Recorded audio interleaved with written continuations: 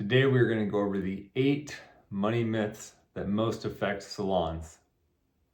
Myth number 1, low pricing is the best way to stand out. Or maybe the less extreme, I have to at least keep my prices close to everyone else. I have to always watch that and make sure that my prices don't get too far from where others are at. And this is true for some clients. They will be price sensitive, but for far less than you probably realize. Keep in mind too that low pricing also often leads to low profit margins. A lot of clients will value quality. They will value the atmosphere, the experience that you create that can only be done by you as the business owner. Explain the value that your services provide and why your salon is different. Many clients even associate price with quality. So if your prices are really low, they will think, oh, that's not a very good salon. I don't want to go there. They're cheap. Charge what you're worth. Myth number 2, avoid debt at all costs. Debt is not inherently bad. Debt taken on with a clear purpose can facilitate growth and bring about new opportunities. Maybe otherwise you wouldn't be able to achieve. Sometimes I also hear people advise, never use credit cards. That's a form of debt. Don't use credit cards. Credit cards have a place and they can be used with a purpose and they can have a benefit, but we do want to be intentional with them and be strategic with our debt, otherwise they can cause issues, which leads us to money myth number 3. Use debt for everything. This is the opposite of the one that we just talked about.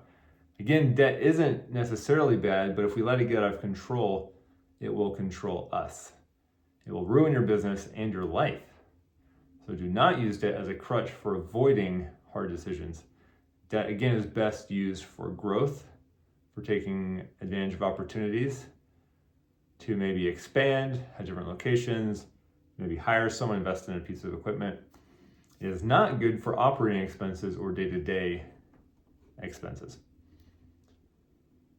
If your business can't afford its current operating expenses, taking on debt to cover the difference is just going to make you suffer and be in a worse position later down the road.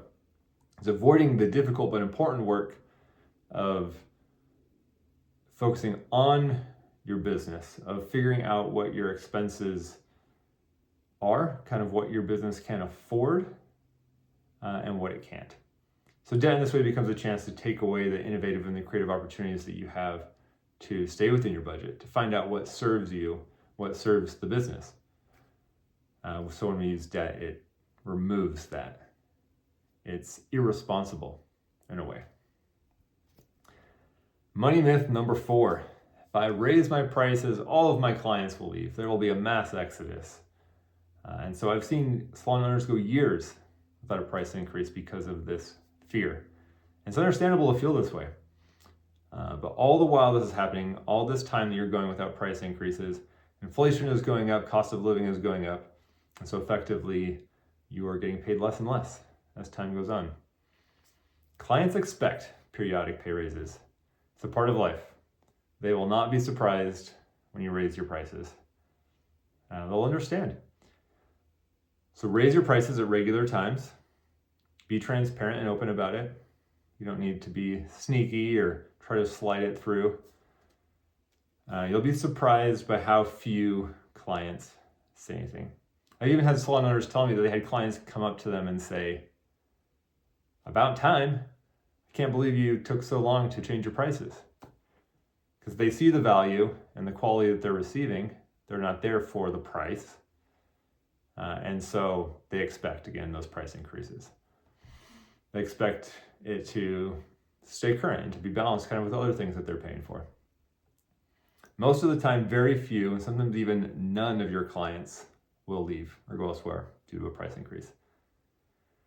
Also keep in mind that a 10% increase in your prices is often a 40 or 50% increase in your profits.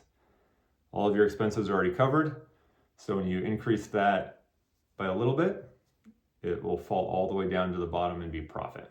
So your profits will typically go up quite a bit more than just the percentage increase in your prices. So keep in mind too that means that you could lose some clients. If you raise your prices and you lose 5% of your clients, but you get a 30% increase in your profits, you are way ahead. Money myth number 5. If I don't work behind the chair, my business won't make enough money. So this is for those with teams, not necessarily for those that are solo artists. And it can be a hard one, especially if you have a strong emotional connection to your clients. It can feel really good to take care of someone, to have them thank you, and then to hand you money directly. We feel that. But you also have to think about the opportunity cost of the time that you're spending behind the chair. Are there other activities that you could be doing that would be better value for the business? Are there other things that you could be doing with your time if you're not behind the chair? I think there are. And it's not black or white. It's not like you have to either be behind the chair all the time, 5 days a week, 6 days a week, or just be out of it and be a manager, just be the owner of the business. You can transition this over time, and I suggest that you do. But I think you'll be astonished by the ways that your salon thrives and grows as you step away from the day-to-day operations and you work more on the business and less in the business. I see this with the salons that we work with all the time. It's amazing. It's a beautiful thing. Money myth number 6. Sales is the most important number. When times get hard and money is tight, our instinct is often that we have to increase revenue. You might think the solution to my business problems is to sell more. If I could just bring in more money. If I could just hit $500,000 in revenue or $1 million in revenue or whatever your number is, then everything will be awesome. Life will be great. I will have achieved it. It's an easy trap, but it's also silly thinking. I would rather own a $300,000 business that's paying me $80,000 a year than have $1 million business that pays me nothing. There's a phrase that I love that I'm going to share with you. Revenue is vanity, profit is sanity. It's very true.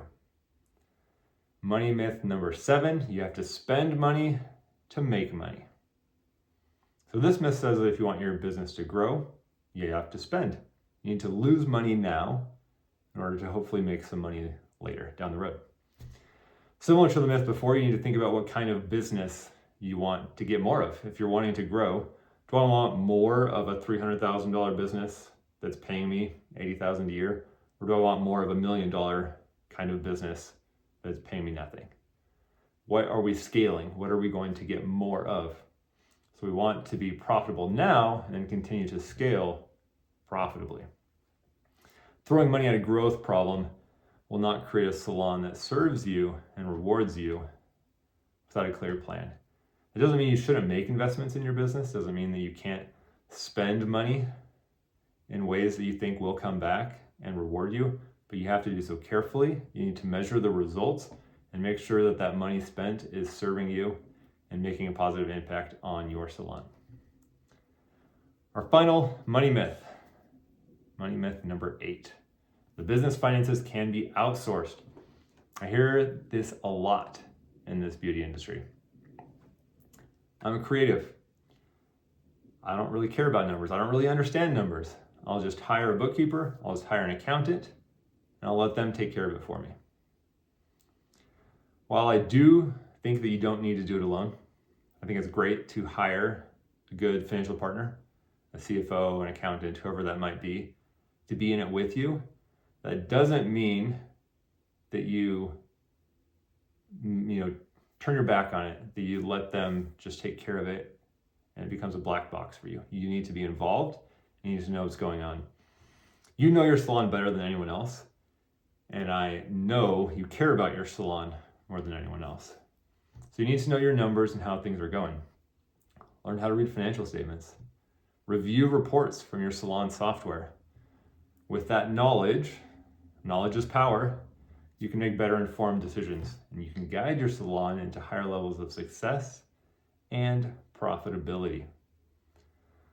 So again, those were our 8 myths, our 8 money myths that most affect salon owners.